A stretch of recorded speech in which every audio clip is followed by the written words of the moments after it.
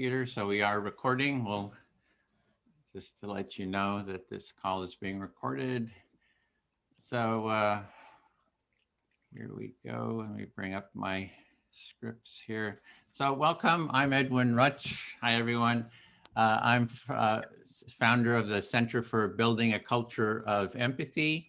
And this is our introduction to the Empathy Circle Facilitator Training. So this is one of our biggest turnouts here. So I'm really kind of excited about that, but it is a lot to sort of manage. So this is, I've been working on the topic of empathy for about 14 years. When I started the Center for Building a Culture of Empathy, I created the internet's largest website, cultureofempathy.com. There's hundreds of interviews with empathy experts. We do a lot of different projects on how to create a more empathic culture and society. And one of the things we're doing here is trying to train people, working to train people in how to facilitate empathy circles. And from my years of working on the topic of empathy, I found that the empathy circle is kind of the easiest first step, practical gateway process for learning and practicing empathy and deepening your listening skills. So this is, we're going to be here for 2 hours. I'm going to give a little bit of just show a outline of what we're going to do today. And here's a screen share. So we're going to start off with a welcome. We're going to do quick participant introductions, just your name, your location. I'm going to review about the training. We'll have some time for Q&A. We'll show a video on how to take part in an empathy circle. And then we'll try to divide into groups here, a pretty large group here, but we'll try to divide us into groups and actually practice an empathy circle. And then we'll come back with a group debrief, and we go for about 2 hours for that. So to begin with, maybe we can just, we're a pretty big group. I'm not sure if we're going to be able to get to everyone, and people are still coming. So usually we have a smaller group so we can hear from everybody, but let's give it a shot.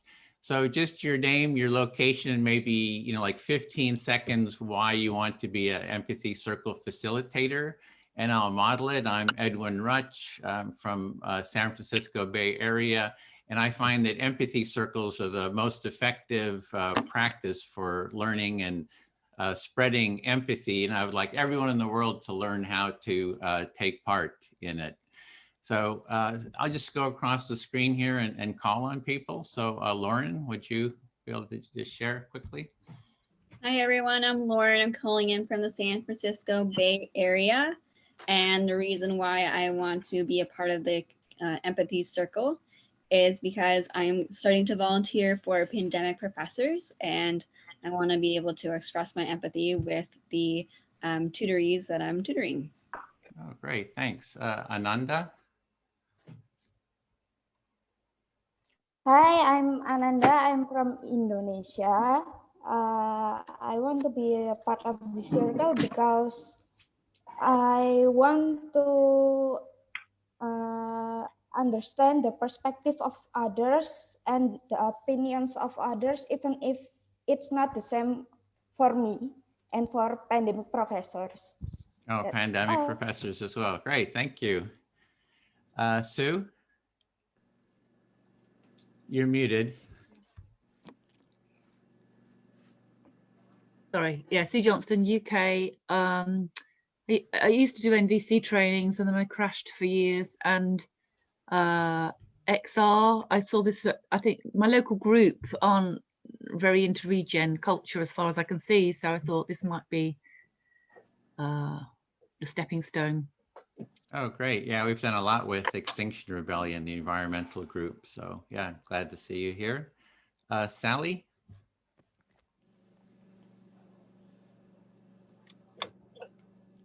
I'm here from Kathy's Valley in the Sierra foothills, and in interest of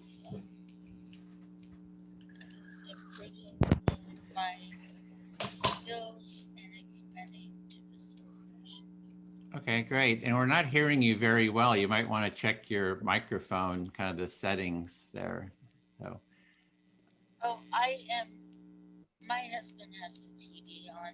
oh, okay. So you got it Yeah, low. he may not want anything else, but Okay. I'll turn Great. it up When we go into the circles. Okay, great. Yeah. Okay, Judy. Oh, you're muted. Yeah, hi. I'm from Long Island, New York, and like some of the other people have already said that they're involved with pandemic professors, and they suggested that this would be a good way before you get your student to sort of know how to be more empathetic to the students. Great. Herbert?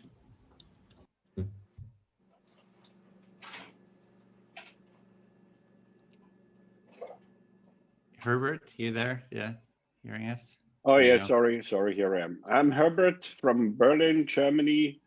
I'm founder of the Academy of Empathy, and we are hosting 2 empathy launches, one in UK and one in Germany. So that's for sure. We are 14 people from different sectors of emotional intelligence. Oh, great. It's great to see you again. Janie, did I pronounce it right? Janine. Oh, Janine. Yes. Hi everyone. I'm Janine. I'm from the Bay Area, California. I'm also helping out with pandemic professors. And I feel like empathy is just a really good skill to have to be able to understand others. And I also want to get into healthcare, and I feel like that's really important working there as well. Oh, great. Bill? Oh, okay. I'm hearing an echo. And yeah, welcome. I'm Bill Filler. I'm one of the co-trainers of the facilitation training. I've been working with Edwin for about 3 years. And I've just seen how effective it is when you're ready to listen to someone else. We can really change the world this way. Thanks. Great. Would you mind calling on people? Continuing, I'm going to be creating breakout rooms here. All right. I hope I'm picking it up. Sure. Yeah, great. Thanks. Adelina. Hi, I'm Adelina. I'm located in Romania, and the reason why I'm participating here is because I would like to raise a little bit more awareness regarding empathy and empathy circles. I would really like to organize some here in Bucharest, at least. So I hope this is going to help me. Good. We hope to help you. Linda. Linda, yeah, that's right. I'm sorry, I'm eating my dinner. Okay, you want me to come back to you? No, it's fine. I can go. So I'm calling in from Wales, the UK, so the very far west of Wales. I'm here because I think it's very timely to be offering empathic listening circles in my local community. I'm also a member of Extinction Rebellion Cymru, and I'd like to help enhance the regenerative culture within XR Cymru. Yeah, and I'm just really pleased to be here on a Friday night. I can't think of a better way to spend a couple of hours. Well, welcome. Great to have you. Darcy? Hi, Darcy. I'm from Los Angeles, California. Like a lot of the others, I'm a tutor with pandemic professors, and I was interested in this training specifically because I want to be the empathetic resource that I think students really deserve to have in like academic spaces. Yeah. Great. Welcome. Claire. Hi, it's lovely to meet you all. I'm Claire Yorke in the northwest of the United Kingdom by Liverpool. And I want to do this because I'm an author and academic. I'm writing on empathy and politics and leadership, and really want to know how to have those difficult political discussions in a really understanding and engaging way with people. Great. Welcome. Well, we certainly need that. Ka, if I mispronounced anyone's name, please correct me. No, you're right. I'm Ka. I'm from Minnesota, and I think it's really important to like empathize with the students that I'm gonna be tutoring, because with everything going on with COVID, I want to show my students that, you know, I understand and I care about the struggles that they're going through, and just building a safe space for them and building a trusting relationship with them. Great. Well, hopefully this will be helpful. Helena or Helena, which one? Oh, it's Helena. Hi, Helena. I'm Helena. I'm from Northern Virginia in the United States. I think that it's always good to, you know, add to your knowledge about empathy. And I also think it's important to learn how to show others that you empathize with them, like show them how they're hurt and stuff, and not just, you know, feel the empathy. So that's why I'm interested in these circles. Great. Well, I think you come to the right place. All right, here we go. Abelhadi, how did I do? You're muted. Me? Yeah. Yeah, that's right. Yes. Yeah. My name is Mona Abdelhadi. I'm from Egypt, but I'm a graduate student here in US in Indiana, Pennsylvania, Pittsburgh University. I also volunteering for the pandemic professor, and this one was a session that require for tutoring. But when I got the email, I was very happy about the session, because I think if all the people treat each other with empathy, and we will not be having this much trouble in world. Yeah, Okay. that will solve many problems. All Thank right, you. so I misread Mona. Okay. Here we go. Priyanka. Yes, hi, that's correct. So my name is Priyanka. I'm based in New York, and I'm also volunteering with pandemic and professors. And I think that empathy is a really good skill to have, like many others here said. And I think that it's an important thing to exercise when you're talking to people or dealing with people from different backgrounds. So yeah. Great. Well, welcome. Dean. You're muted. Hi, yeah, I'm a Dean. I'm a part of building the culture of empathy. I'm currently learning how to train trainers in Empathy Cafe style. I think it's really important that we all learn to quieten ourselves and learn to listen, because listening skill is a much underrated skill that we have forgotten how to do in our combative world. Thank you. Thank you, Dean. Janos. There's a blue screen. Janos, are you there? Oh, sorry, that's Oh, my I'm sorry. second one. I watched the. I have microphone only, just my mobile, and watched the on my large screen on the PC. So gotcha. Introduce. In short, I'm a Hungarian in UK, Wensbury. My personal goal is improve my communication skills. Seems to me I'm too honest. And about my work, I work on a project idea that we call the Humaner, that collective holistic social innovation ecosystem. That's something like that established in the city, the collective citizen science research, and Great. have this activity. Thank you. No, thank you. Thanks for coming. Okay, Maxwell. Hey, my name is Max. I'm based in Maryland in the United States, and I'm also here with pandemic professors. And I think that it's just really important to be able to empathize, especially in this of all times with everyone, but in general, people you're in a sort of tutorial relationship with. Great. Well, welcome. And then again, hopefully, correct me if I'm wrong, Minak. Hi everyone, I'm Mainak from India. I've been in enterprise innovation for the last 10 years. And recently I've come to study the academic underpinnings of empathy. And so currently for me, it's more the academic interest other than self-improvement, of course. Great. Where are you calling from? Did you mean India. India. India. Great. Krista. Hi, I'm Krista. I'm calling in from Minneapolis, and I work at the Minneapolis Institute of Art. That is one reason I'm here, but I'm also part of hosting community. So MIA, Minneapolis Institute of Art, has a Center for Empathy in the Visual Arts. So there's a lot of claim for empathy, and I want to try to bring in more actual exchanges that look like empathy. Great. our end. Welcome. Justin. Hi, everyone. I'm Justin, and I'm calling from Los Angeles, California in the US.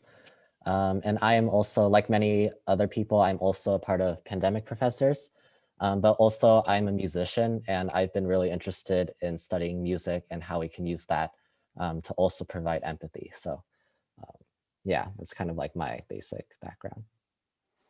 No, great. Welcome. Gabrielle. Hi, I'm Gabrielle. I'm from New York. I am also part of Pandemic Professors, so I'm excited to learn how to empathize with my students. Okay, now we have two screens, and I have to make sure just to see if I missed anybody. Liz. Hi, I'm Liz. I'm in South Florida. I am interested in creating better relationships in my personal life and also my work life. I give presentations and I sometimes participate in group workshops. So this is going to be an asset for me. Great. Well, welcome. Good to have you. Olga. Hello, from Athens, Greece. I'm Olga. I'm healer.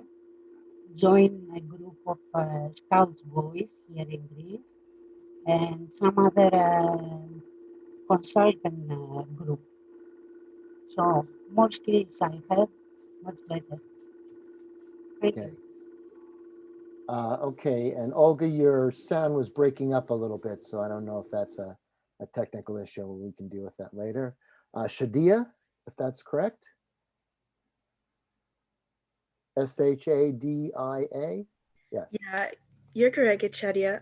Okay. I'm from North Carolina, and I'm also a part of Pandemic Professors, so that's why I'm here today. Great. Well, welcome. And Saba? Hi, this is Saba, and I'm from Texas, and I'm also a tutor with Pandemic Professors. And I just think that showing empathy is just very important, and it could just make the world a better place. So that's why I'm interested in being here. Great. Daniel. Hi, I'm Daniel. I'm from Los Angeles, California, and like a lot of people here, I'm also with Pandemic Professors. And I think empathy is something that I can really use for the students. And so glad to be here.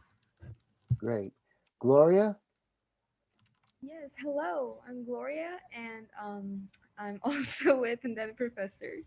And I feel empathy is very important for me in a way that's different from sympathy. Like, you're going down to the level with those people that you're trying to relate to. And I feel like that's very important value for me. Great, welcome. And I believe Krista. Krista, can you hear me? I know. Oh, there you are. You're muted. I already spoke. Oh, okay, I'm sorry. All right. Okay, All right. I've done it before. I know. I'm easily fooled by all the screen changing and things like that. Well, welcome everybody, and I'll hand it back to Edwin. Was there anyone else? I think Justin did it. Justin, I think. Oh, Yeah, I already went. Sorry. Okay, so if you, any last chance, anybody that didn't go? Okay, great. So yeah, so what we want to do next is review the training that the outline for the training. So I'm going to put in the course website that we have, and it this is the link. You don't have to go there. I'm going to screen share it though. And here we go. This is our course landing page. And so this is the outline for the course. So this is this is our introduction. This is our previous cohort. We usually have anywhere from 16 to 20 people in a cohort for our training cohort. It consists of 5 sessions, which are 2.5 hours each, and we meet once a week. And this is a good site here to bookmark, just to kind of have an overview. There's no cost to take part. Everyone is just volunteering to support this work because we just feel that it will just contribute to the well-being of the world. But you can donate if if you're able to or would like to. And there's some links here for how to donate. If you scroll down, you'll see there's a link to the start page, and you can click on that, and that will take you to the Facebook event page. So this is the event page here for these intro cafes. And this is one of our trainers, Lou, who are at UC Berkeley. Several people mentioned, quite a few people mentioned they're from Pandemic Professors, and Alyssa, who's one of the founders of Pandemic Professors, she had held a course, a student-led course at UC Berkeley, and we had worked with her. And this is at UC Berkeley at the Sproul Plaza, which is the main plaza. And we were teaching the students there, how to take part in empathy circles. We have, I might mention, Bill, we're not going to let any new people in, just lock it at this point since it's kind of late and then also mute anyone that's not muted. So, and then, yeah, so this was our tent here. We had the empathy tent, as I was just showing. Whoops. Sorry. We have this tent that we go and we take it to public places. Oh, sorry. Play that again. So with the students, we were just doing empathy circles. This, of course, is before COVID. So we've stopped kind of doing public and working more on the online. And this is the empathy tent. That's what I was wanting to show, was just this tent that we go out, we offer empathic listening to people out on the street, and we also do empathy circle training out on the street. And you can go to this site and you can check the discussion area, and there's a lot of, this is where we post sort of ongoing links and videos and so forth, and updates to the training. So for the training, going back to the main site, you can sign up. We have 2 cohorts right now that we're forming. There's a cohort 9, starts February 10th, and we just created the cohort 11, which starts March 4th and 5th, depending on, it's sort of optimized for Australia, Asia. I think someone here was from India. So this time will be much more convenient. It'll be 9:30 a.m. IST, which is India time, and kind of late here for the US, 8 p.m. Pacific. And then you kind of can click through. If you click through here, it'll take you to a sign up page. And there's just some steps here for how to sign up for the training. You fill out the application form here. There's some, you kind of email me and we kind of discuss kind of the steps for taking part.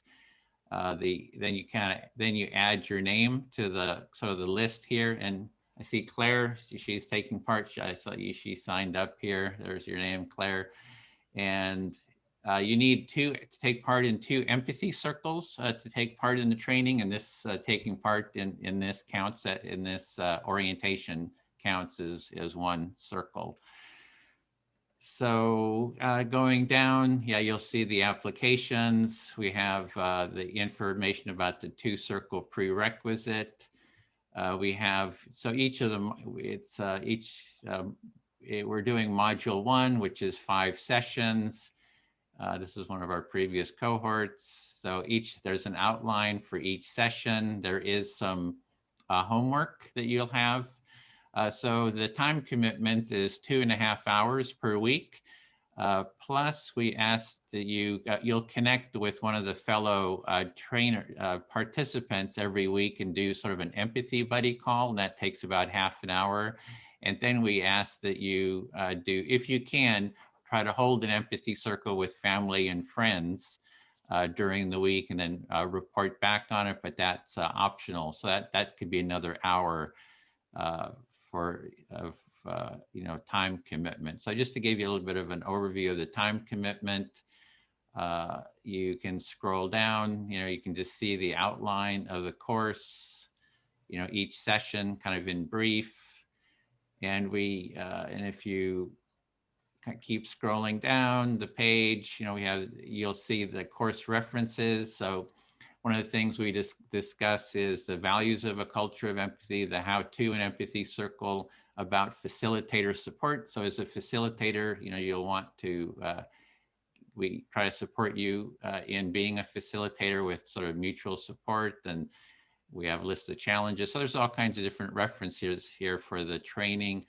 And if you scroll down a little bit farther, you'll see the Empathy Circle events calendar, the empathycircle.com website, Culture of Empathy. So here's just different links. This is more about our Empathy Tent project and just kind of other articles and so forth on empathy. And I'll move back up. So you just see on the side here is kind of all the sort of the details of the for the course. So I'll stop the share. So the overall course, the intention is to build a culture of empathy. We just feel that if we can raise the level of empathy within society, it will just contribute to the to the well-being of society in general. So that's sort of our intention as trainers. And let's see what else I've got here. As I mentioned about the Empathy Circle, from about 14 years of working with empathy, I found that the Empathy Circle, which is based on empathic listening or active listening, is sort of the best, most effective first step gateway practice.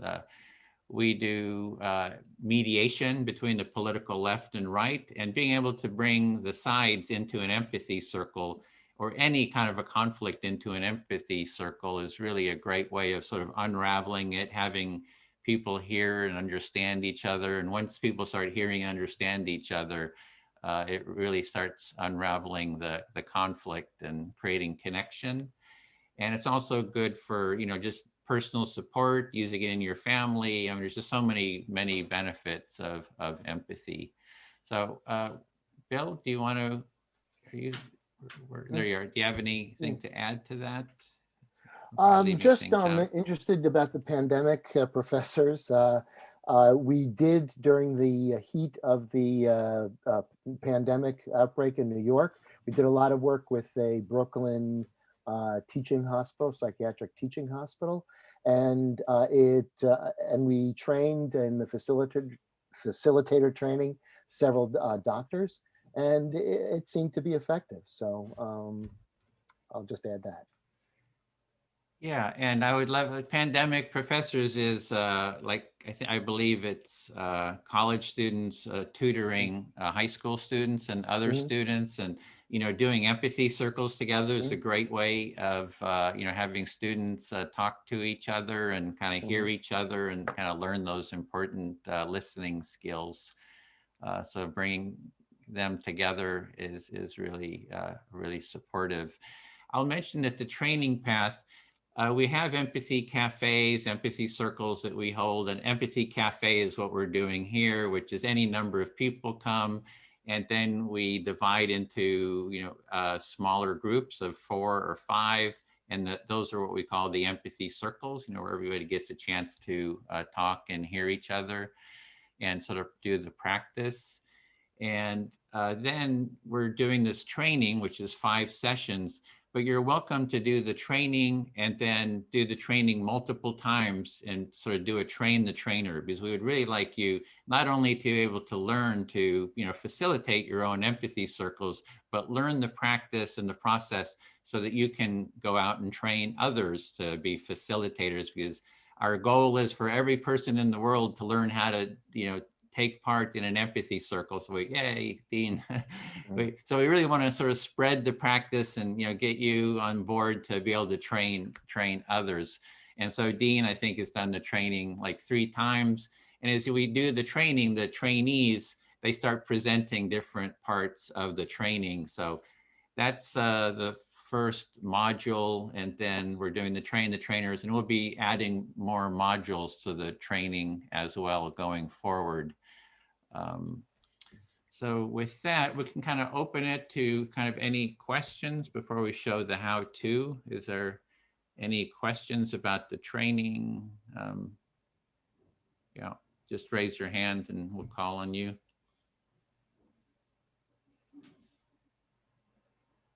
Yes, Liz. So is this all Rosenberg's work, or is it a modification of the NVC? Oh, okay, great question. Yeah, so this work is based on the work of Carl Rogers. So Carl Rogers started this empathic listening. He sort of really developed active listening or empathic listening process in the 50s, 60s, and 70s. So he would use active listening in a therapeutic setting where, a client dealing with, personal issues would come to the therapist, and the therapist would just listen, actively listen, not give advice, not, analyze the person, just be there, be present, and listen to them.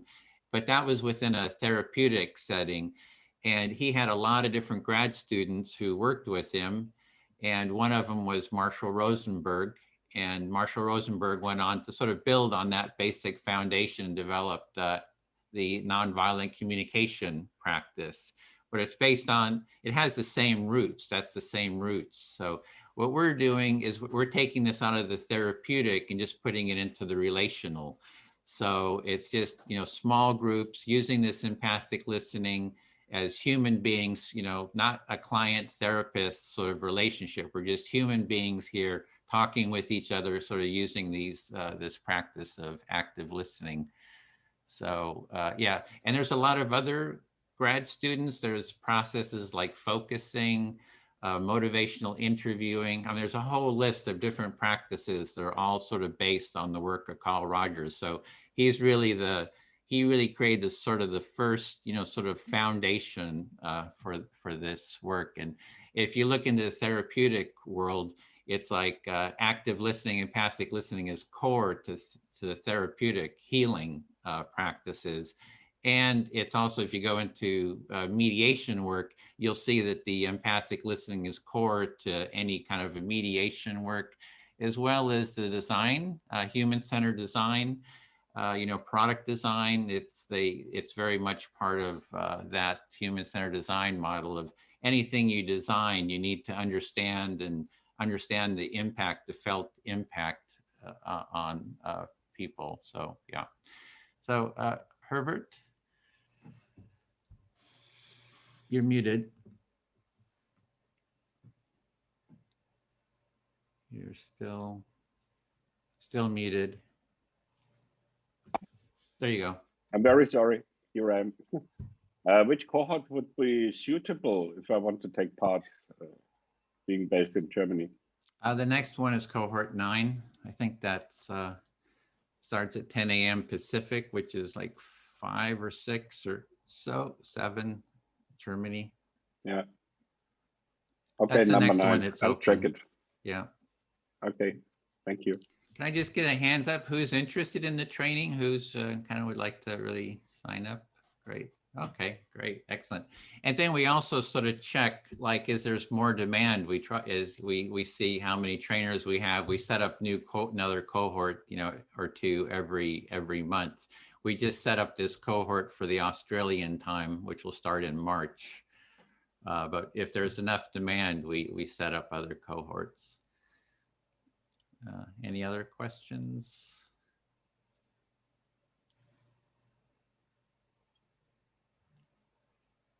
Okay, great. So then I'll show then how to do the empathy circle.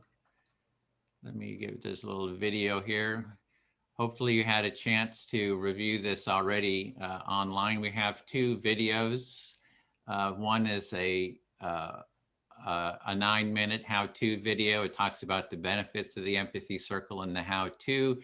And then there's a 24-minute video, and it actually has some video of Carl Rogers doing the empathic listening with clients. And that video goes into more depth.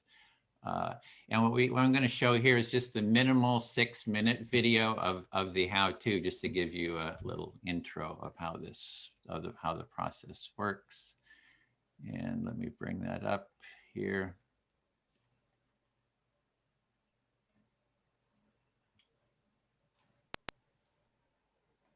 I'm Edwin Rutch, founding director of the Center for Building a Culture of Empathy. I'd like to welcome you to this short presentation on how to take part in a basic empathy circle. So next, let's look at the step-by-step how to take part. An empathy circle starts with 2 to 7 participants. Here on the screen, we have 4 participants, which I find is an ideal number. There are 4 basic roles, and the roles rotate among the participants as the empathy circle unfolds. 1, the speaker, is the first person to speak. 2 is active listener who actively listens to the speaker. There's the silent listeners, they quietly observe and witness. And the facilitator who organizes, schedules, and hosts the circle. They also do the timekeeping, and they have some experience with the process and help keep participants in the process. However, everyone has the responsibility to hold the process and the practice.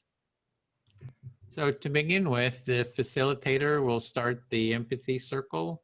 They welcome the participants.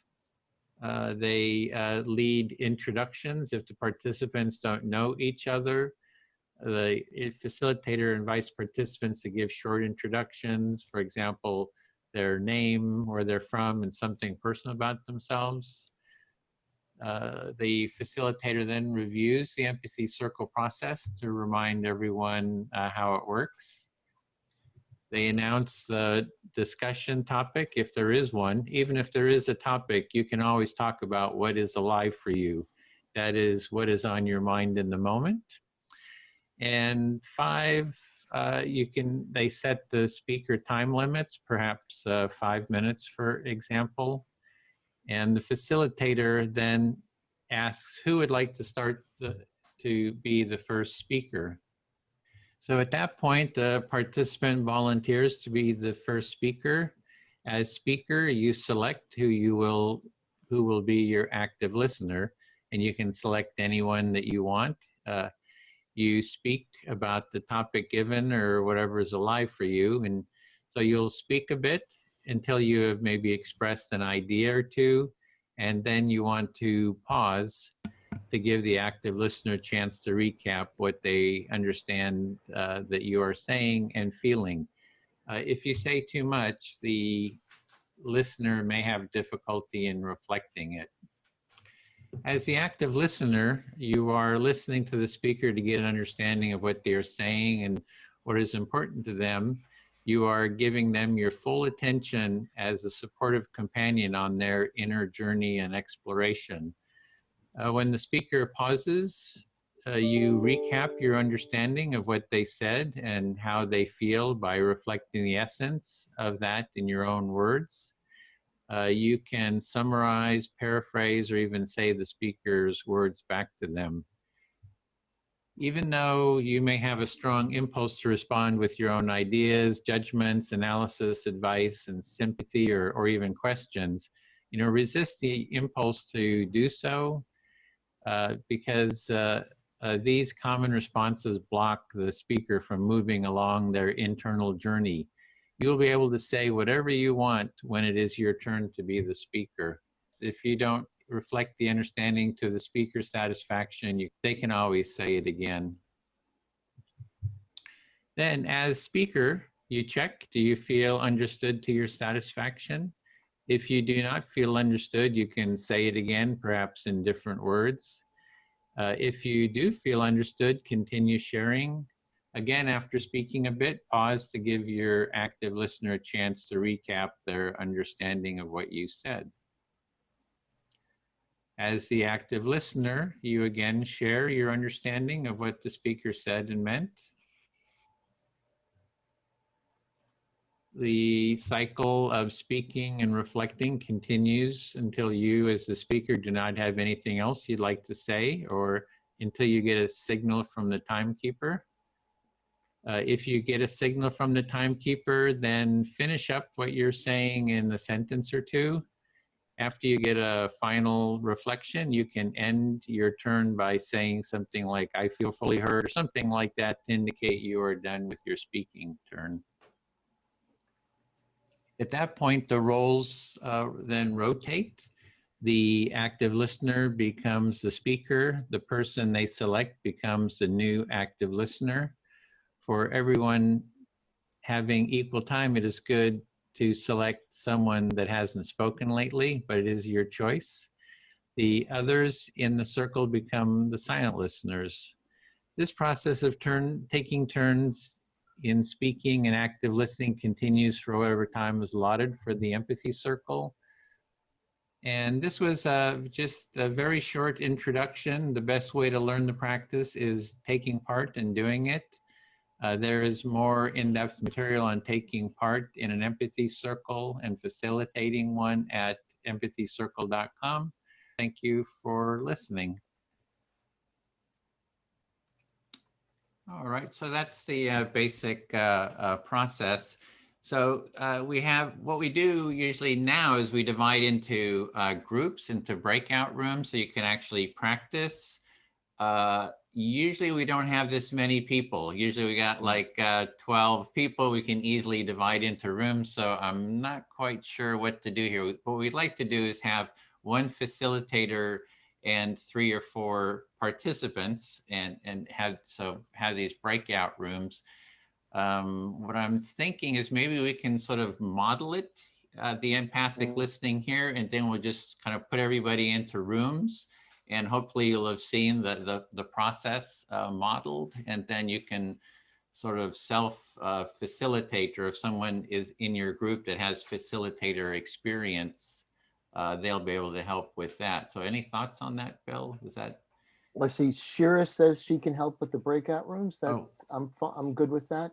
Oh, so that one thing you give could us- do is add to your name. Maybe that will help. If you rename yourself and you put ECF, if you have experience with the Empathy Circle, and you just put ECF, if you feel like, oh, you can sort of hold the practice, then we can try creating breakout rooms where there's at least one facilitator. I don't know if we're gonna make it. I think Dean, I know, anybody else? Yeah, oh, ECF, great, Shara, 1, 2, 3, 4.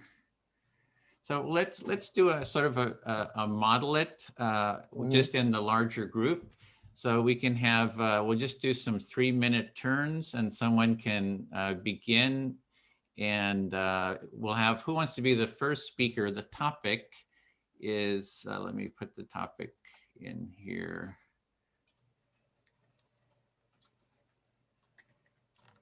And I'm gonna put it into the chat. Everyone in the meeting, can you put up a model? And yeah, there's if you, if I don't have the link handy, we do have a PDF too, where, let's see if I don't have that link handy for the PDF. But we can do some 3-minute turns just to model it. So that's the question. What is your experience of the Empathy Circle? Why do you want to facilitate, or why do you want to take the training, or any questions that you have? And so I can be the first listener. We'll just model it here in the big group so you get a little bit more experience with it. And then we'll do a couple rounds, and then we'll go into the breakout room. So who would like to be the first speaker? And I'll be the first listener, and just sort of model it. And maybe Bill, you could keep a 3-minute turn. So I see Shara. Yeah, you want to go for it? Yeah, I'm listening. Okay, so is my sound on? Can you hear me? It is. Yes, I hear you. Yep, I'm listening. What's my experience with empathy circles? I've done this is Shara Seaver. I'm in Sedona, Arizona, but I'm from the San Francisco Bay Area. I've just been I've been doing the COVID thing here. So my experience with Empathy Circles, I've done a lot of work in MBC, 15, 16 years. I am a certified community mediator. I'd like to be doing more mediation, and I'd like to be facilitating and modeling for more community groups this process. Okay, can I reflect back what I'm hearing? So I'm hearing you have a lot of experience with NVC. You've been doing it 14, 15 years, I think you're saying, and that you want to kind of learn this process, or you've been doing sort of this process. You want to use it for doing mediation and community work? I don't know if I got that. Yes, and why do I want to take the training? Because I still have a lot to learn. Yeah, there is truth to the we teach what we want to learn. I don't listen as well as for someone who does what I do needs to.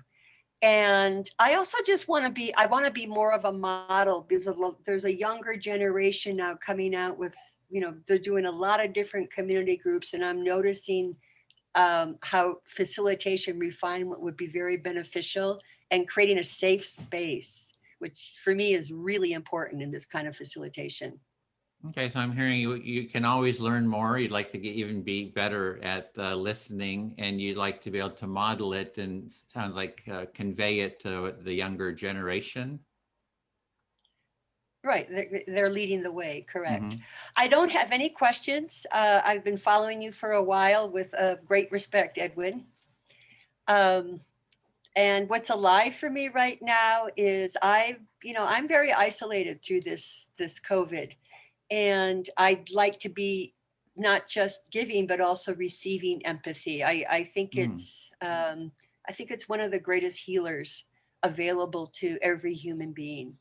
Okay, so I'm hearing that you've been following me for quite a while, sort of my work, and you just see that you want to not just be a listener, but be heard too, and really have that relationship, that mutually empathic relationship, because with COVID, you feel kind of isolated, and maybe see that as a way of connecting more. I don't know if did I get it, or? Yeah, I didn't realize, it felt a little robotic, the repeating. Okay, yeah, so it sounds a little robotic, me just repeating what you're saying. Okay, all right. That's I wasn't expecting that. So. Okay, so it sounds like a little robotic, and you weren't expecting that it was so, robotic sounding. Do you feel heard? That was a time too. So do you feel heard enough? Absolutely, it was a good model. Oh, great. Then, okay, then speak to Dean, I guess. Yes, excuse me, I'm just emptying my mouth. Yes, thank you. Okay. Yeah, well, with the empathy, with the empathic listening, you can reflect back, try to reflect back the meaning of, what someone says. And I do notice that when there's a lot of distractions, I don't reflect back as clearly as, maybe as maybe I could. I don't know if you're hearing that. So I'm hearing you say that when there's a lot of distractions, actually, it's very hard to reflect back clearly what you've understood. And earlier you said that you don't actually have to reflect back everything that's said. Yeah. So for example, here I'm dealing with a lot of things, a lot of people, a lot of organizations, so I feel a little bit distracted. So it's a little bit harder for me to kind of really focus and hear clearly, because about half of my attention is sort of on the management of the whole space. So I'm hearing you talk to the fact that actually you're not fully present, and so it's very hard for you to be actively listening to what someone's saying because of all these other distractions that are going on. Yeah, and with the active listening, which you can actually, in this process, you can just parrot back the words someone says. You try to convey the meaning, kind of the essence in your own word, but you can just say some of the words back. You can paraphrase. You can summarize. So the main goal is for the speaker to feel heard to their satisfaction. So if Sarah didn't feel like heard to her satisfaction, it's like you just keep saying what it is you have to say until you feel heard the way you really want to be heard. So I'm hearing you talk to the empathic reflective process and about how it's not parrot fashion verbatim repeating every word. It's repeating their intention of the meaning behind the words to the satisfaction of the person who you're actually reflecting to. Yeah. So yeah, so I feel fully heard. Thanks, Dean. So are we still modeling, or are we going on to Yeah, let's do a couple more rounds, and while we're doing that, I'll be creating the rooms here. So I'm on a tablet now, so I can't see that many screens. So unfortunately, Laureen, you're the one person that I can see on my screen. So I'm going to ask you to try and do reflective listening for me, if you could, please.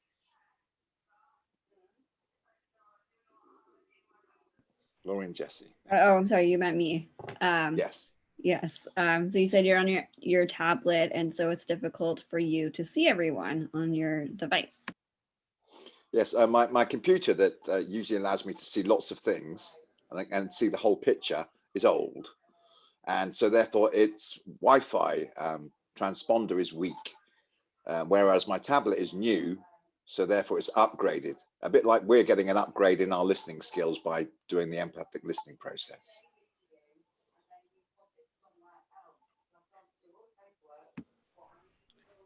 So you're better able to communicate with everyone with your newer device of the iPad as opposed to your older computer. Yes, it's not actually an iPad, it's a tablet, but there we go. Other devices are available. I'm speaking to the fact that sometimes the upgrade may appear at first alien to us, but with familiarity, we adapt to this new way, and actually is a stronger way of communicating.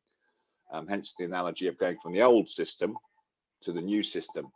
Although at first it may seem I see less, actually I can convey more and hear more. So although it may be difficult to adapt to a newer system, the newer system allows you to accomplish more.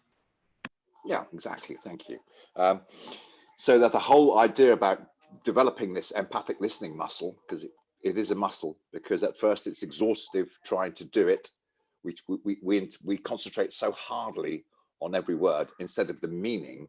And then with the skill set, we learn to relax and observe the meaning, not the words.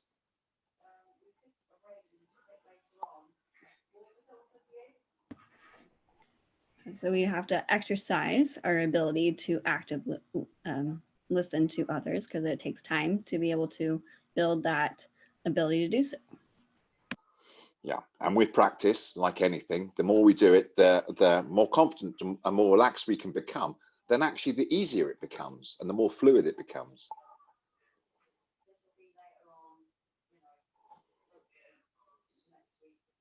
Do I keep going? Mm-hmm. I haven't seen a time signal yet. The only person I can keep see going until the time. Bill will hold up a clock after 3 Bill minutes. will have to tell me time because I can't actually see him at the moment. You have 32 seconds. Okay, well, go on then, Lauren. You can remember. So it takes practice, just like anything, to kind of build that muscle of active learning.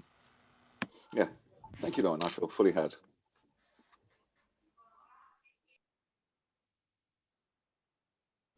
Now you select, Lauren, who you'd like to speak to, and you have 3 minutes. Okay. Let's see. I'll pick one of my fellow pandemics, Darcy Stone. Alrighty.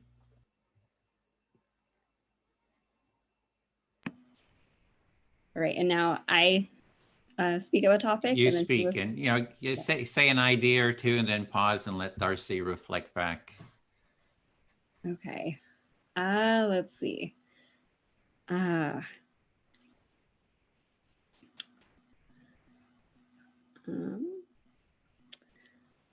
One thing that I just kind of discovered was that the lead is still an issue in the water in Michigan, in Flint, Michigan. And I was discovering that this young individual received an award because she discovered a way to construct these instruments to test the water supply in Michigan and make people more accountable for the the lead in the water. And so I thought that was really interesting. Well, it sounds like recently you've heard about the ongoing crisis in Flint, Michigan, and how it's still happening, and that you found it really interesting that there was a younger person kind of spearheading this attempt to keep people accountable and keep track of the conditions. Exactly. So you can keep going for your 3 minutes, or if you feel like you have nothing else to say, you can say, I feel fully heard. So, yeah. Let's see. What else?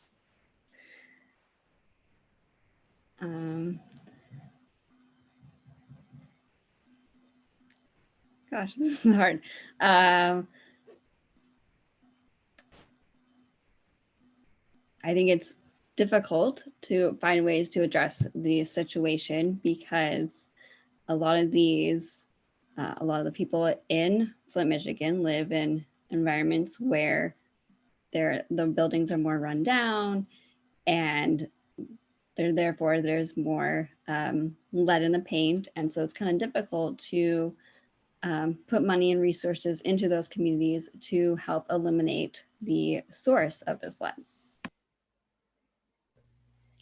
Yeah, I'm hearing that you're thinking about how the other environmental factors kind of contribute to the ongoing situation, and that you've been thinking a lot about how that might, the condition of buildings might end up affecting how the situation's currently being measured and handled. Exactly. I feel heard.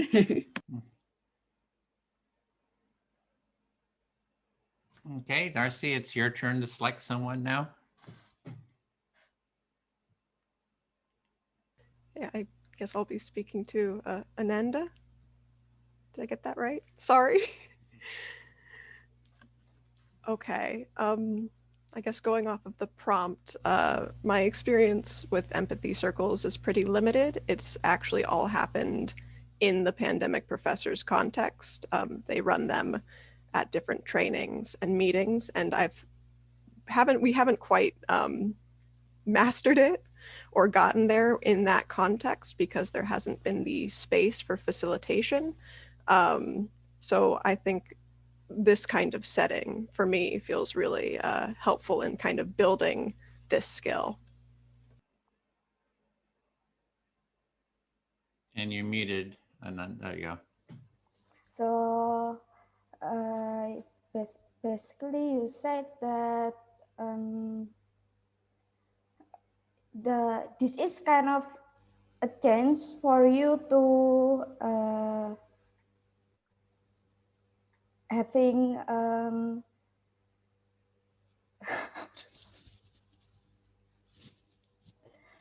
having facilitation to understand better about yeah. I'm nervous, I'm sorry. That's fine. You can just say it in small pieces too, Darcy. Just maybe give a little, a small concept and then let her reflect. That kind of helps too. Okay. I mean, you basically got it. It's, I'm just trying to take away like the motions we go through when practicing this, because I've heard it described a lot, how to do an empathy circle. But from this training, I'm trying to get like the actual doing it as kind of basic as that sounds. So you want to practice more about this, and basically to build the skills rather than only listening to the topic. You want to practice. See, I feel very heard. Yeah. I'm sorry. Yeah. Sorry. It's good. Yeah, it's just fine. Do you want us to keep going for the time? Because I do feel quite heard, and that's my Okay, if you my feel bit. fully heard, then it's Ananda. If you want to select someone to speak to, your turn to select someone. Wait. Can I speak to Gloria? Oh, Please. hi. Thank you for the message. Of course, go ahead. I'm listening. So I'm basically trying to sympathize and empathize with people more in English because English is not my first language, so it's kind of hard concentrate, and I feel very nervous. I'm trying to act aloof, but it doesn't work.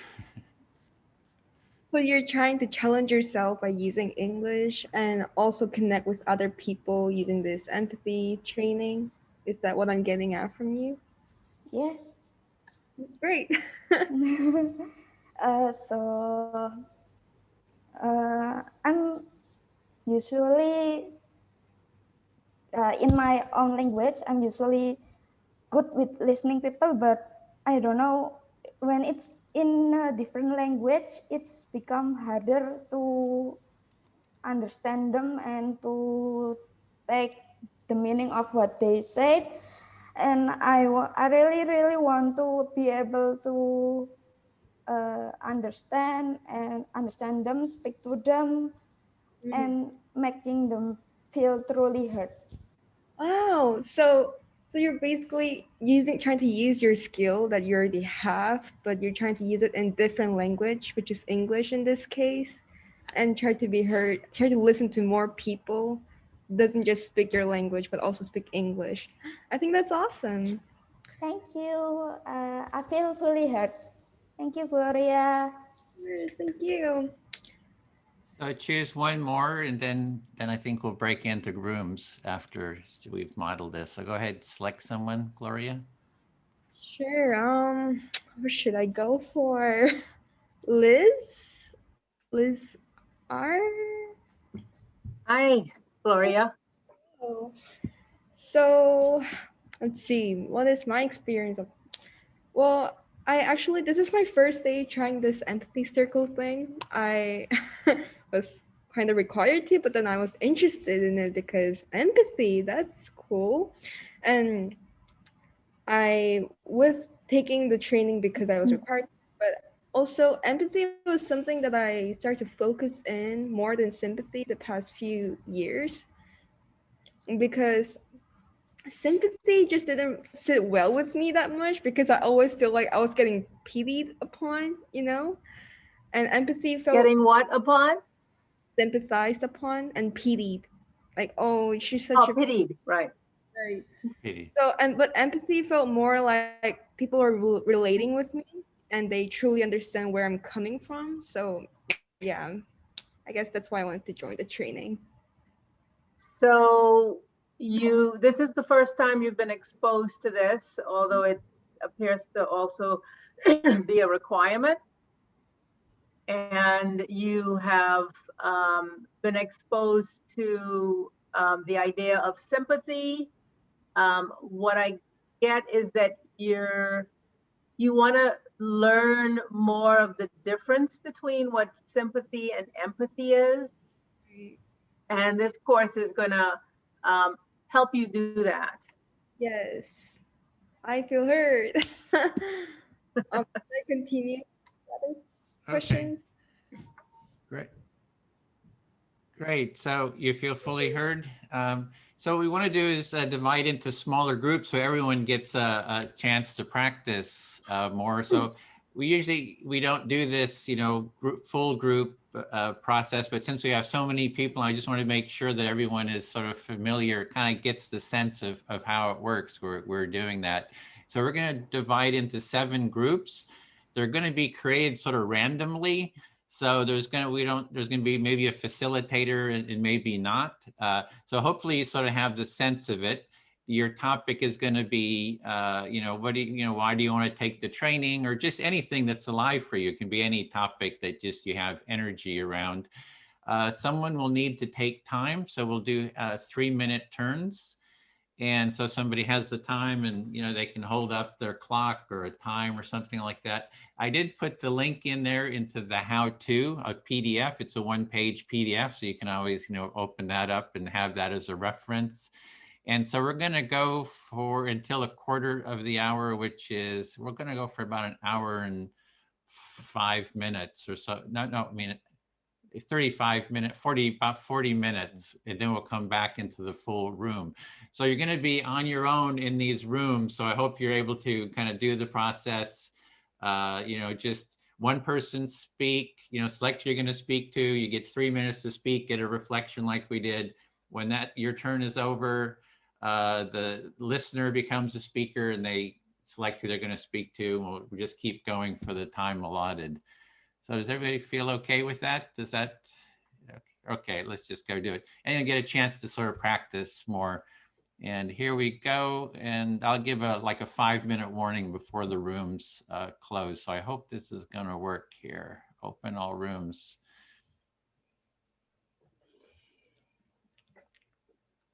So.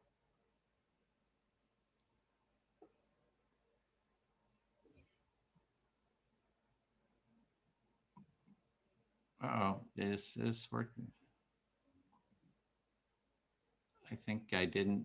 I'm trying to, this is the first time I've done where you recreate all the, let me close all the rooms. Sorry about this. I'm gonna close all the rooms after recreate the rooms. Usually we assign people to specific rooms. We have such a large group here.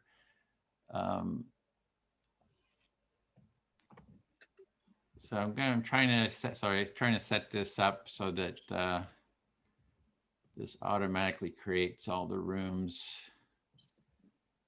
And it's not going to let me create the rooms until everybody for 30 seconds.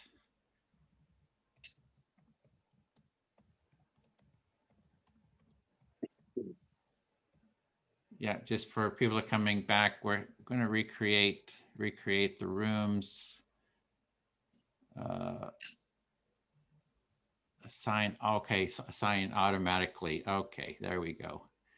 All right, now I think we'll do 5, 4. So some rooms will have 5, some will have 4. So here we go. There we go. Okay, see you in the rooms. I think we got it.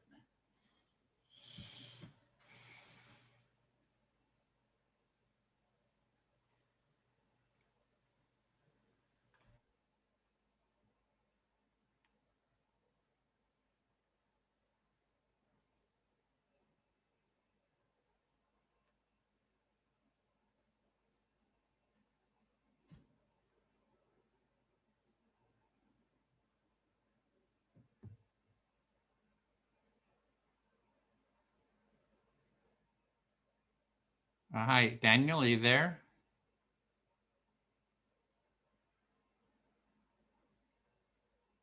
Olga?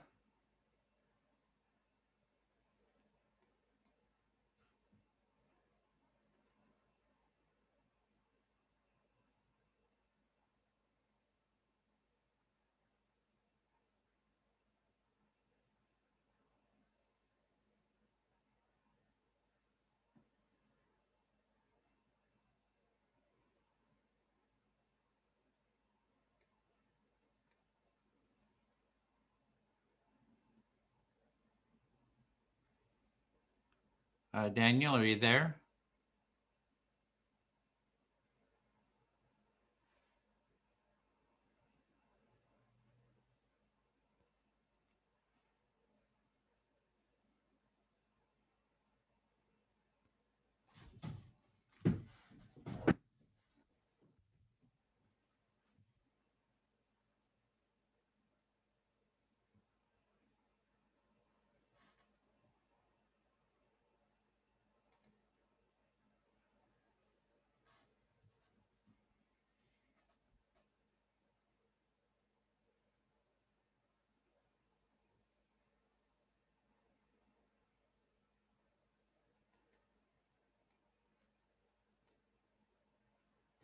like a sort of a pity kind of context, whereas empathy is more about being heard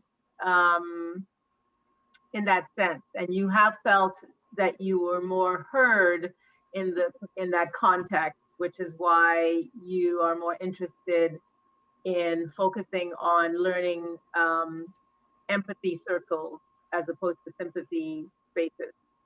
Yes. Yes. Yeah, I just think, and I've taken a few psychology courses, and it does show empathy to be much more important than sympathy and much more effective than if you're just being sympathetic to someone. And I think it kind of adds to your own character if you can kind of understand other people's struggles and kind of, because we don't all go through hardships and we don't all go through the same thing. And I think that's why a lot of people are divided right now, is because we can't understand other people's pains and we can't put ourselves in their shoes for a second and think that, you know, if they're saying like, I'm being discriminated, they're, you know, it's how that feels, because we may not feel that. We may not be part of that group. So I think just having empathy would help so much in everything. Okay. That was a lot, but Yeah. but I think the meaning behind what you're saying is that you have taken psychology courses, so you have been exposed to 3 minutes is up, to the idea of empathy and what that looks like, and you found that it does focus more on the idea that the person who's speaking is being heard without judgment, which you feel, and I mean, I agree with you, but I'm not supposed to say this in an empathy circle, that particularly in this political climate that we have, where it's just so aggressive, that being in these empathy spaces is going to allow us to be heard and understand each other's point of view, which will help us to somehow bridge some of the divide. Is that what you're saying? Yeah, Okay. definitely. Yeah, I think, yeah, it would just make the world a better place. I feel like, yeah, I feel completely heard. I don't really have much more to say right now. Thank you. Great. That 3 minutes is up. Somebody else want to go? I can time. You become the speaker. You select who you want to speak to. Oh, okay. I'm the speaker now. Okay. I can time myself, or someone else can time me. What do you all want to do? You can time. I can time. Either way. Okay. Yeah. I'll time. Okay. So I'm going to speak, and Jonas, you going to listen? Yes, of course. Thank you very much. Is it Janos or Janos? Sorry, I call you Jonas. Janos. Yes, your Hungarian accent is perfect. Okay, Janos. Okay, what am I need to speak? Oh, okay.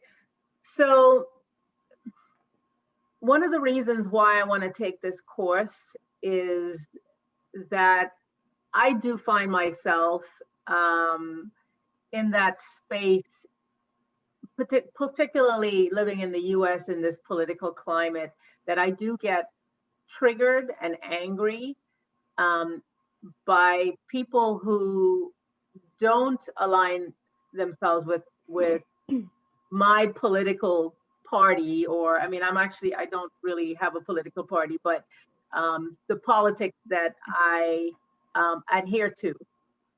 So because of that triggering, it's important for me to learn how to listen without judgment, and for the purpose of trying to understand the other person's point of view without reacting to them, for them to now be on the defense. I feel myself really lucky because in Hungary is exactly the same situation happened right now. So I know what you mean. Yes, if I would understand you, you try find a solution. How do you can isolate your feelings from the politics fighting, and somehow how this find yourself a middle point, or just not getting angry. and listen also to both sides, I think. Yeah, yeah, and also from a personal point of view, I do want to be able to listen, practice empathy listening with friends and family members, because I think that's going to better help with any miscommunications that I have and have a more enhanced relationship. As I also understand, because the politics is automatically, thanks for the media, go into the family right on the TV everywhere, and after that family speaking poison the family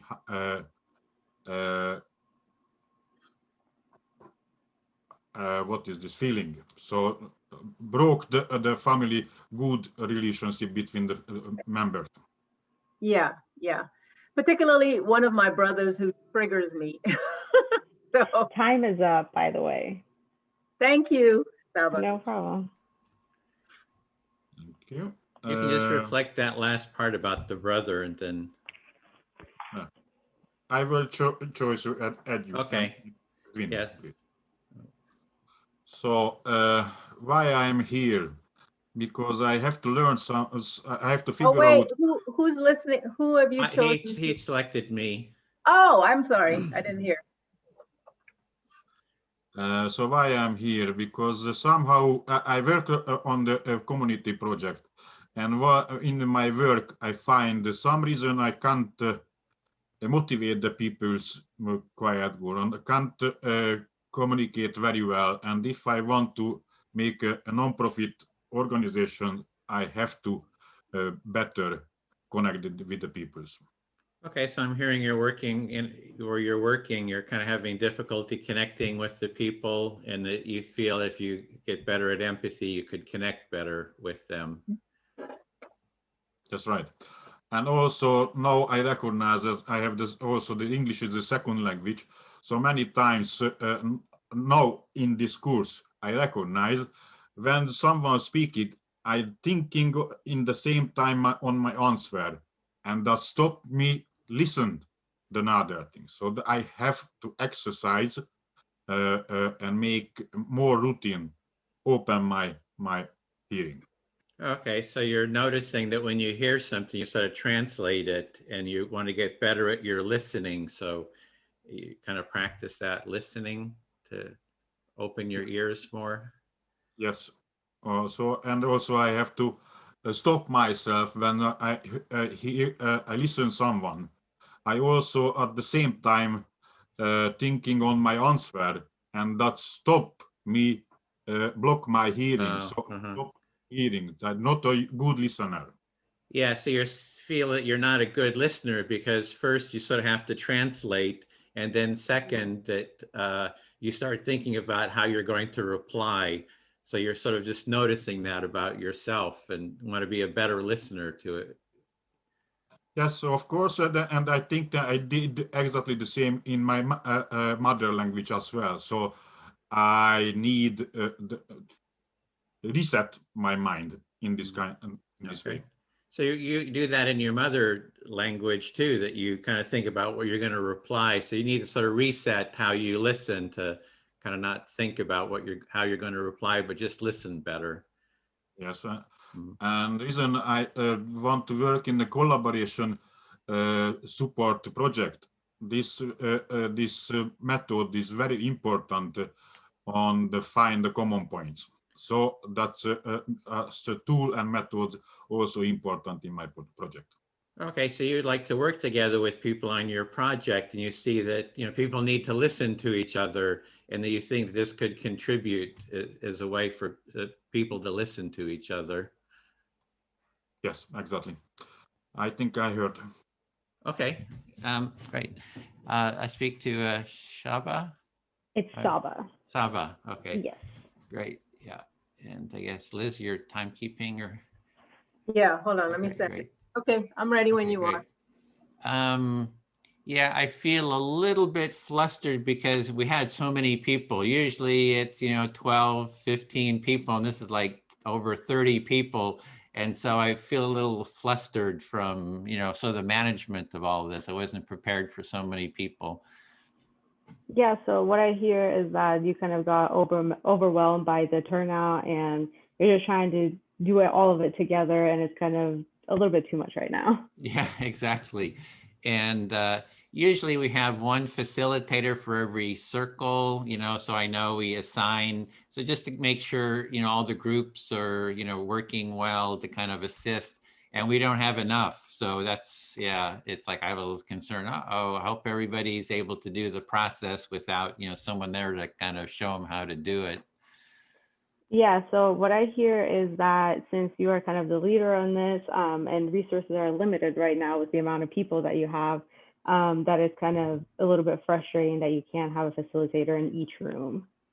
Yeah, but I came into this room and Liz was doing a great job of listening and organizing. I thought, oh, this is great. This is, I hope that's happening in other rooms too.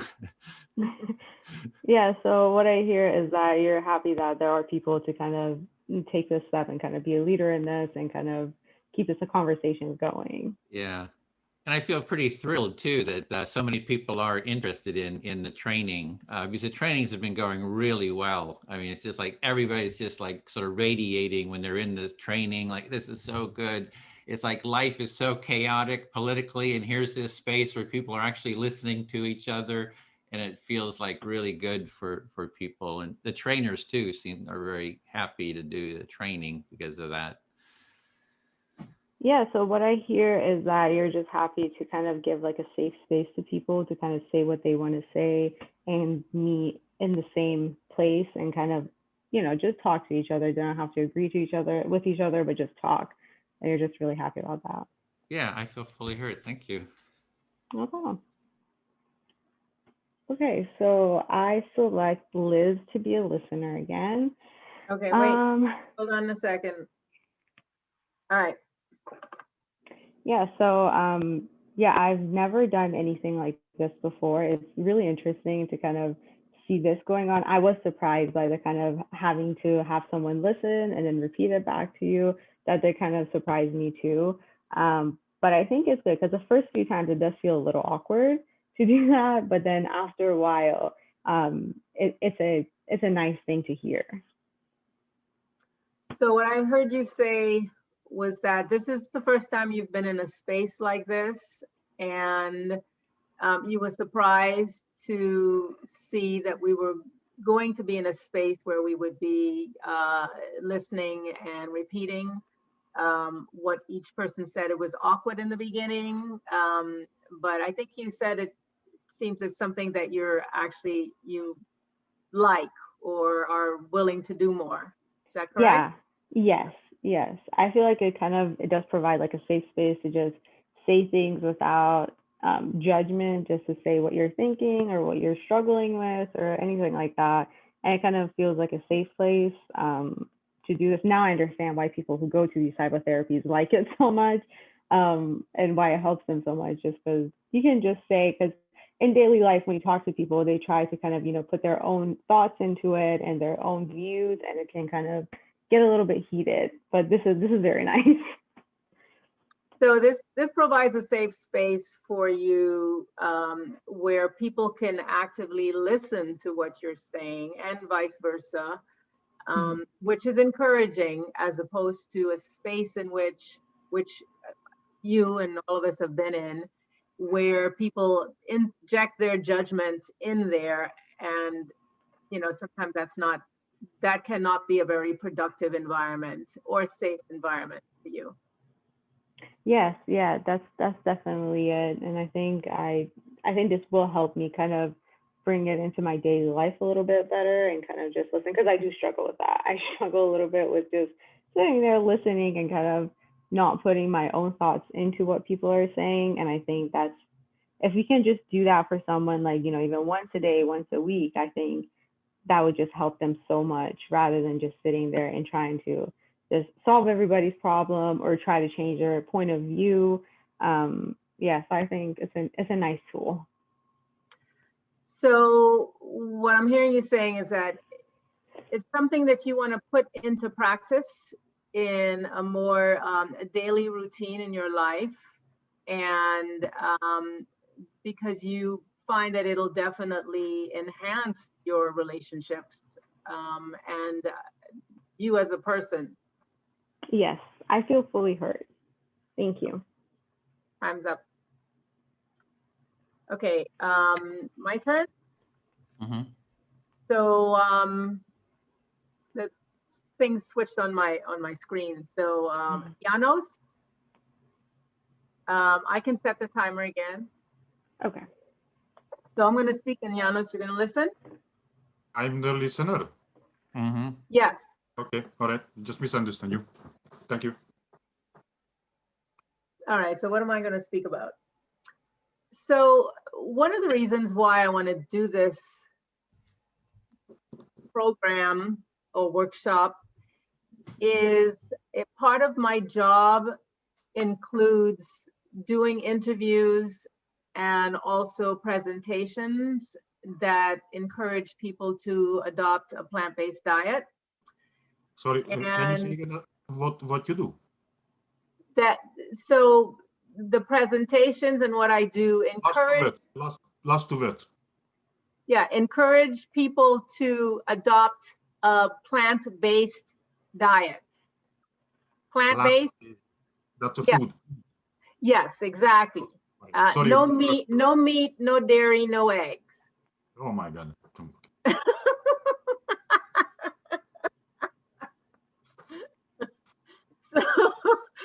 So maybe you can come to my program. Anyway, so because of that, and I'm going to be doing interviews like on podcasts to promote my Kickstart program. And I think active listening in these empathy sessions are going to help me to be able to respond in a more non-judgmental and calm way if, for example, people who have questions and things that that I already know. So I guess the idea is that I don't want to come from a judgmental space when I'm relaying the benefits of a plant-based diet to people. Because I find that when you, sorry, Edwin. So did you get all of that? First of all, I would like to ask from you the link later on about this, what you teach. And if I understand, you started a new business or new training, and you try open your your customers, why they are, and also you want to little bit relax and don't get they feeling hurt you and diverse your attentions about what you do. Right, I'm not sure I understood what you say, but the idea is I want to be able to respond in the most compassionate and non-judgmental way, staying true to my message of that would encourage people to be, as I say, as plant-based as possible within their lifestyle. Honestly, I first have to know about more about the this diet mode, because I don't know what is the judgment, what kind of judgment can be here. So that's why a little bit I not understand what you say, right. But I understand what you want to tell. So you don't want to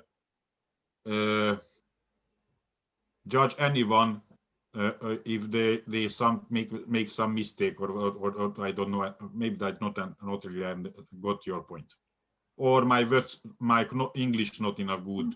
Give you back.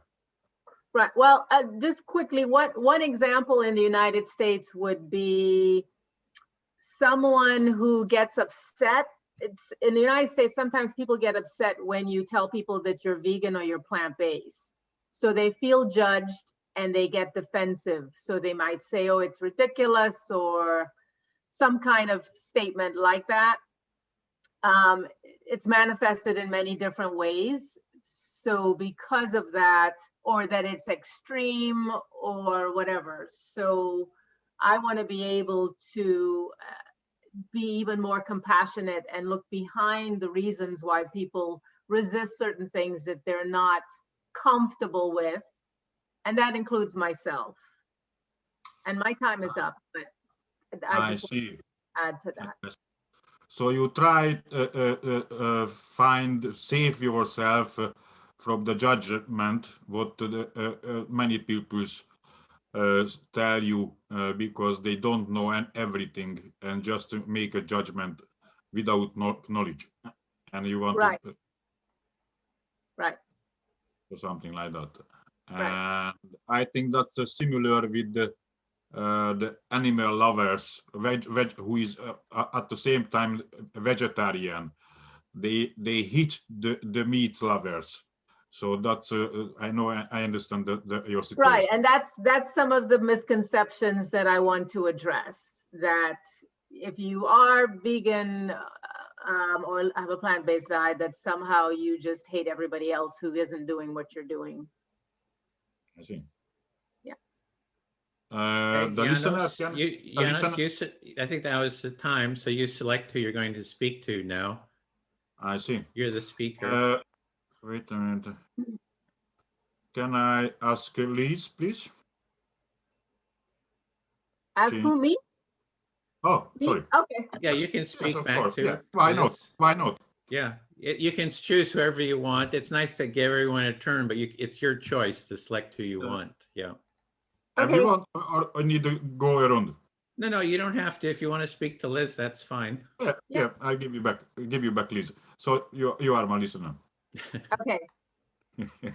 So I find this really good method in this pandemic area, pandemic time. So many people is isolated, and I feel also the same, exactly. And really good community therapy, this, without expensive psychologist. Expensive what? Doctor, a mental doctor. I can't say psychologist, psychologist. Psychologist. Yes, psychologist, yes. So if I heard correctly, you find that these workshops or these spaces to be beneficial, particularly in a time where everybody has to be isolated, including yourself. It can also be good therapy. And I think you said even replace professional therapy, which can be expensive. I'm not sure if that's what you said. Yeah. Okay. So in that way, it's a cheaper way. Not just cheaper. I think it's better because also the personal connection is built at the same time. So it has a reciprocative relationship in which you're going back and forth with the person. They receive something, you receive something. So it becomes this mutual relationship between you and the person. And also what I'm getting is that, particularly in this time of COVID where we're isolated, that these things can help you in that sense. Not just me, that can be used for everyone. That's why I learned. And also my project name as a humaner, that come from the two words, that human manner. So that's this method will be really good in my project use. And I honestly, I'm really happy to find and learn this. So you have a new project which is called Human what? Humaner. HumanNet. Yeah, humaner. That's come from the two words, human manner. Oh, human manner. Yes, human. Yes. Okay. humaner. Yes. And okay, got it. Humaner. And it will be these tools that you learn will be also an asset in the work that you're going to be doing through Humaner. Yes, exactly. I'm heard. Time's up. Thank you very much. Oops. Okay, my turn to Your say? turn again. Yep. Okay. Oh. Saba? Yes. Okay, let's see. What else am I going to talk about? Okay, I'm going to set my timer again. Okay, so I just started running again. I used to be an avid runner. I used to run half marathons, which is 31.2 miles. And then I stopped about 3 years ago. I got a shoulder injury, work-related injury from overuse of typing. And that got me into a pretty bad space. Yeah, so what I hear is that you used to have this one thing that you really enjoyed, and due to just life circumstances, it got kind of taken away from you and you had to kind of step back from it. Yeah, it was a work injury, and you know, I was in a space in which I had to really sit down and say, is my current job going to be healthy for me? The excessive typing and staying at a computer. Should I change my job? Because if I don't, I'm not sure if I might actually lose the mobility of my arm. I actually did lose mobility, but rehab was taking a long time. So I was in a dilemma of, should I change my career or should I stay in the space that I'm in? Yeah, so what I hear is that you had to make some changes in your career just because of the toll that it was having on your health, and you were just kind of undecided and having a little bit of trouble choosing whether you should change it or not. Yeah, I hadn't changed it yet. I was thinking about whether I should. I did end up changing my career, and I actually got some time off, paid time off, and luckily enough, that time helped me gain full mobility or almost full mobility. But what also helped was the running. The movement, of course, it could have been any aerobic move, but the running definitely, with running and stretching, definitely helped to improve the mobility of my right shoulder, right arm. Yeah, so what I hear is that you did end up making the change and changing your career and then going back to the hobby that you like, running, and it did actually end up helping you improve physically. Yeah. This was a couple, well, this was actually last year, and then, but I was still struggling with running and I gained some weight. But actually, until 2 months ago, I really started to run more consistently, which is basically about 4 times a week and with enough time to rest. And now I'm just full of energy and ready for my next half marathon when this COVID stuff is done. Yeah, so what I hear is that you were able to get back into running and to just train like you used to and kind of get back to where you were and where you wanted to be. And you're kind of very happy about that. Yes, I feel heard. Yes. I select Edwin to be Listening. a listener. Yep.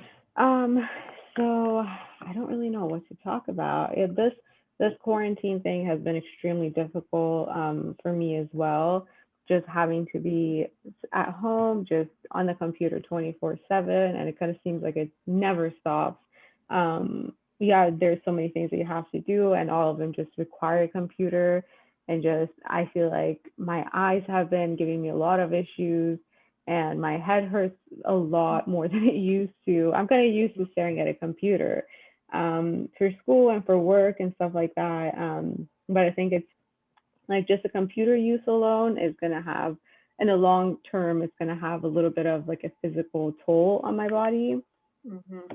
So you're finding this COVID, having to be at home, work on the computer, it's just kind of going on and on. And it's having a lot of sort of negative effects. Your eyes are hurting and just causing a lot of stress on your body. Yeah, definitely. And it's kind of, before just sitting on the computer for hours and hours, you could kind of go outside, go like meet with your friends, go do a little shopping, do something to get away from just sitting on your computer. And now all you have is just a walk around the neighborhood, and that kind of gets old really quick. So I think it's very difficult, and kind of your days just all look the same. And it's a very tough time just to kind of go through it kind of alone. Yeah, it's just really tough, a tough time for you, especially kind of going through it alone. And it sounds like there's not much of a break. You're on the computer all the time, and you can just walk around the block, but that kind of gets old. So it's just, just sounds like very challenging, tough time. Yeah, definitely. I can't wait to just, for all of this to simmer down a little bit, and for people to kind of get herd immunity so that everything can go back to normal. Because I want to do my part and, protect people and stay at home and kind of not do anything that would cause other people to get sick. But at the same time, I just can't wait to just get back to daily life. Yeah, you want to be responsible, kind of do your part, but just ready to get back to normal life if this kind of gets past. So really looking forward to that. Yes, I definitely feel heard. Thank you. Okay. Well, with that, I'm going to hit the close all rooms. So we got 60 seconds. So thanks for taking part. And yeah, we'll see you in the main room, and we'll have a little debrief there. So really a pleasure to meet all three of you. Yeah, thank you. I'm really longing to go to clubs again. Okay, I'm excited to come. Yeah. Okay. And I think there are not many places in the world where you have this kind of music, this kind of atmosphere. I think that's special for Berlin. Thanks, cool. And maybe you heard of the so-called Love Parade. A singing man, it's already more than 10 years ago, but a singing man had the idea to walk along the street and to have big music boxes, and they listen to this techno on the street. So they started a parade. The first year were maybe 50 people. 7 years later, sorry to more interrupt. million. So welcome back, everyone. I think all the rooms are closed now. Everyone is back. So yeah. So with the empathy circle, if you haven't done the practice before, the first hour is a little awkward. You're kind of maybe feeling a bit of anxiety. Am I doing it right? And you're kind of learning the process. But after the second, into the second hour, you start getting more comfortable with it. And once you've done it a few times, you get really comfortable with it. So if you felt some anxiety, maybe a little bit of stress, that's sort of normal for the first hour. So what we want to do is just a little bit of a debrief. I can just, I don't know if we'll get to everyone within the time here, but I'll just call on people and just go along the screen here. And you can just take, 15, 30 seconds to just say, how was that experience for you? And I'll start with Helena. Would you want to just share how was that? Hi. How did things work? I'm Helena, and I thought it went great. We learned some new things. Sally from our group learned about the sound piece on her headphones, which was cool. And I think it was great after, talking and going through our rounds, we got to kind of just free talk and get to know each other more, which I thought was great. Okay, great. Herbert? I think we're all facing very complex and global problems. We destroy natural resources, climate, pandemic, etc., etc. And the key to solve all these problems is empathy and cooperation. That's why I'm here. So thanks to all for the empathy and the cooperation and your power to yeah. Great. Thank you. Well, thanks. Sally? Well, I had I guess an epiphany when I found out that my earbuds had a microphone, and so that took a while, but it was well, good news, and the other ones don't. But we had a really cool group, and I felt just a feeling of joy and relaxation, and that there's such an enthusiasm for empathy, and I thank the group. And Yeah, thanks. Thanks. Good to see you again. Then Gloria? Yes. I felt very comfortable in the space because everyone was very willing to listen, and they were very not vulnerable but very open about their stories and life, which made me feel open towards them, and it was overall very pleasant experience. Great, thanks. Janine?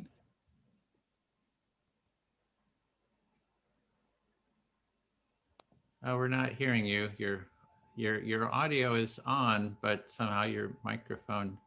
Hi, can you hear Oh, me there you now? go. Yeah. Okay, I'm not sure what happened, but I was saying that I really loved that session. Usually I don't feel comfortable talking with people, but as Gloria said, it was very comfortable, and we got to hear out everyone's stories, and it was just a nice experience to be able to talk to others during this pandemic. Great, thanks. Lauren? Yeah, I want to ditto what Gloria said. I felt very comfortable in my circle, and it was just so fun to meet everyone, and everyone was so open and just made the conversation really enjoyable. Thanks. Darcy? Yeah, I mean, just kind of what other people are saying. It's that I felt very comfortable in the conversation. I thought I was going to be super awkward, but everyone was so friendly and open. It made it really easy to communicate. And the fact that a lot of us like described similar feelings that we're going through during this pandemic made the conversation feel really like safe and nice. Great. Claire? Yes, I was in the same group as Darcy, and it was a really lovely group. People gave really constructive listening. I felt really heard, and people felt really open, which was a really good experience. Now, I mentioned Claire works with empathy and politicians. So she's done research, written papers about that. And my congressman has agreed to take part in an empathy circle. He's Democrat here in the San Francisco Bay Area. I'm working with the staff right now to set that up. And we are looking for Republicans that will take part in empathy circle. We want 2 Democrats, 2 Republicans. And so we're in the process of setting that up. So if you know of any, send them our way. If you have the connections, like a personal connection with a congressional representative here in the States, let me know. So Liz?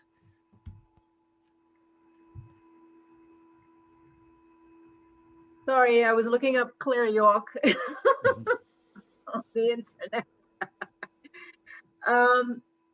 I think at the beginning, I was focusing on, okay, am I going to get everything? Kind of like a test, pass or fail.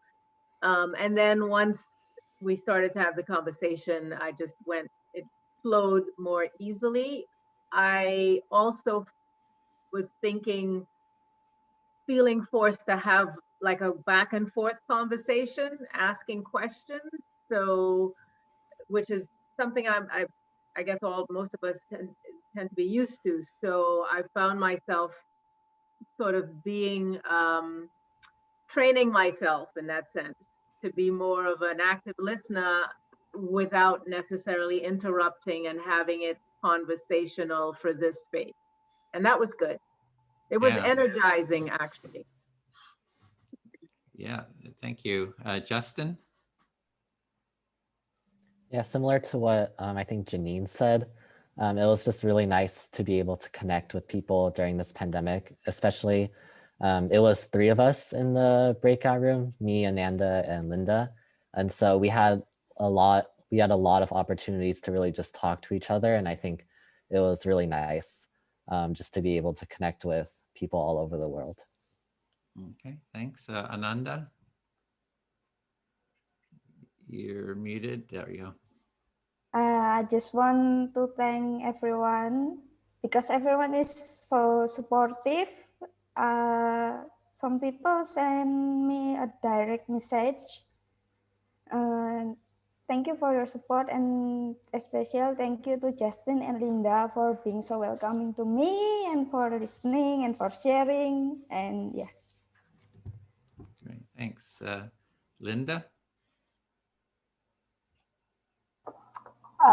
Yeah, thanks. I was in a room with 2 really lovely young people.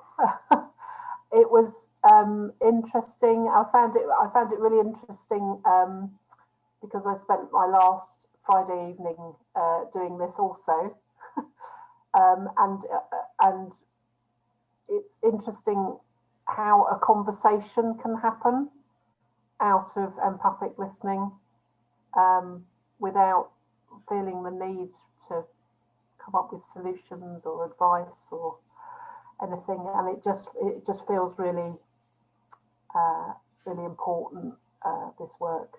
So I'm very pleased to have been here. Thank you. Glad you're here as well. Krista?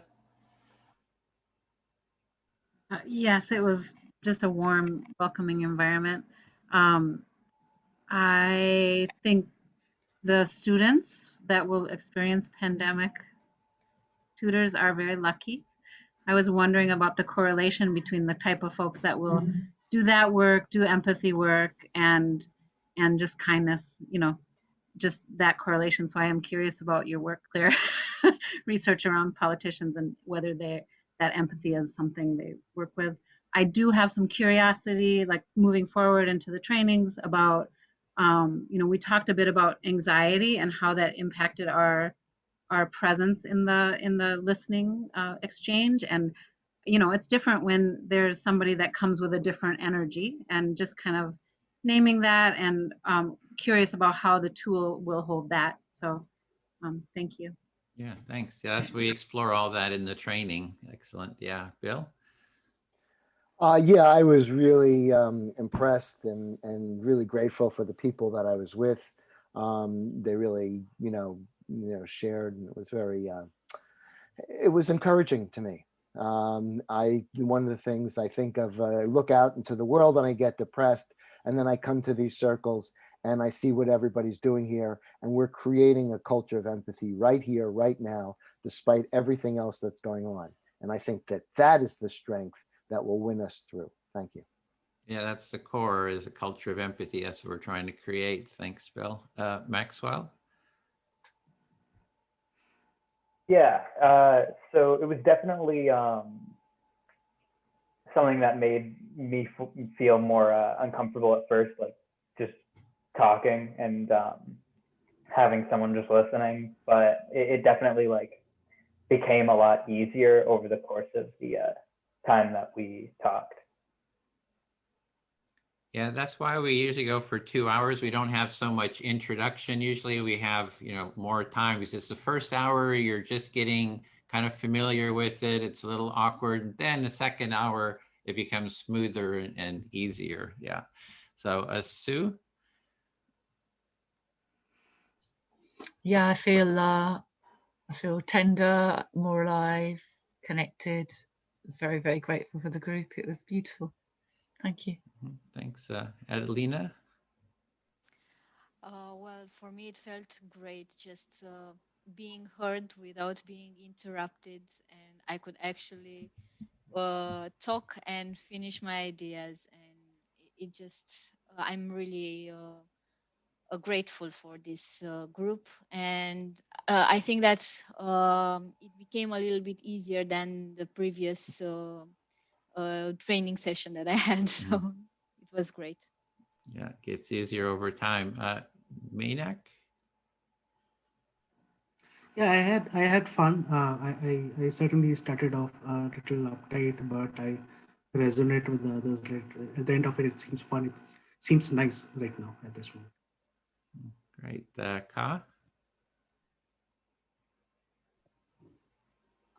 So for some of us, myself included, the empathy circle is something that is new to us. And so we kind of had to learn how to be the speaker and be an active listener. But I feel like after everybody had it a turn to share their story and actively listen, I feel like at the end, everybody felt heard.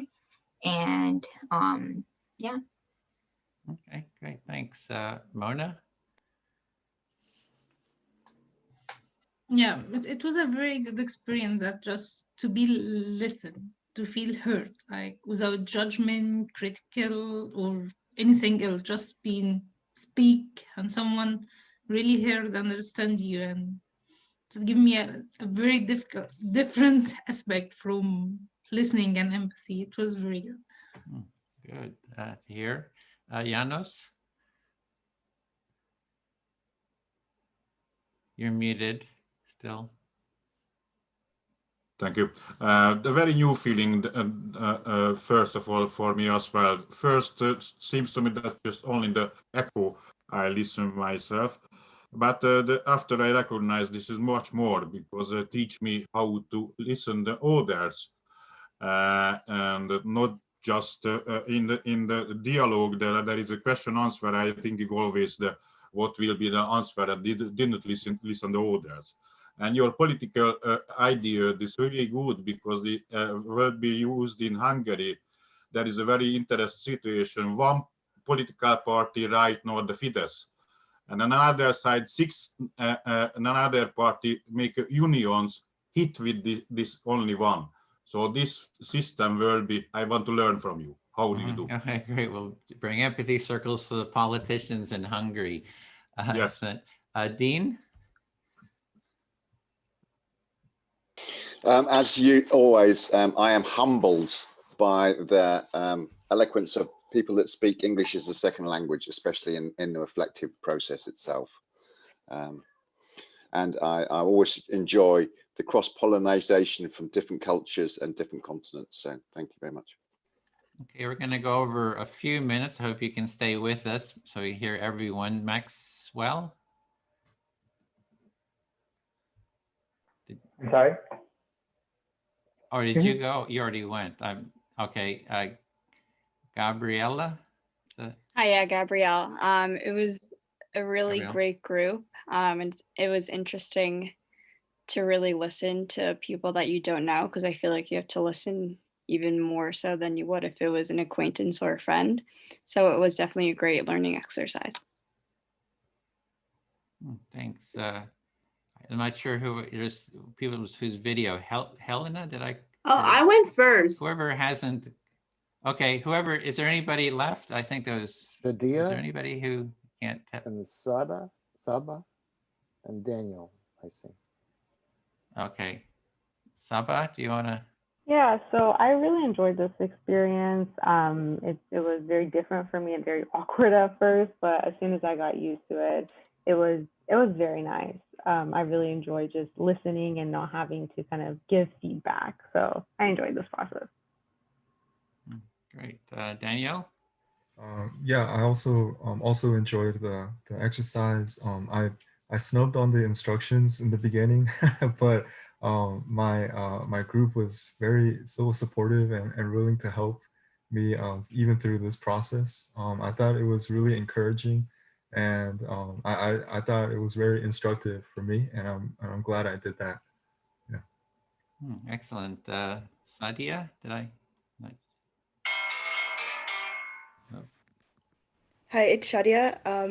Yeah, it was a really good session. I've never done anything like that, and it's always kind of strange talking about things with strangers, but it wasn't that bad. It was actually really good. So that was a good technique.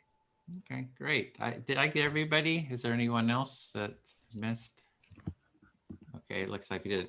So I'm just putting a link in there to, it's a sort of a feedback form. If you click on that, you can click on that right now. If you see that in the chat. Can everybody see that? Click on that. So everybody clicking on it. You got it. So that's the feedback form. You can type in your email address. If you type in your email address right now, and then when we get off, you can continue filling that out. It's just a way for us to stay in contact with you for upcoming empathy cafes. We can send out notice about updates and gives us a sense of how to improve this introduction. It was a bigger group than we usually have, so it was a little bit more challenging than usual. So I'm glad you could stick with it. And I think that's it. Hope that you can take the training. There was the cohort 9 was the next one that has some few spaces open, and then in March we'll be doing cohort 11, which is optimized for California to Australia to India, kind of that time zone, and we'll be adding more cohorts in as well over time. So with that, is there anything else, Bill, that you can think of as a trainer? Just that 2 hours ago you didn't know me, now you'd let me house sit. That's it. There you go. So with that, we get some twinkle fingers, just a group portrait, and we'll see you next time, next week, again, the same time. Hope to see you there or in the trainings. So bye for now. Thank you.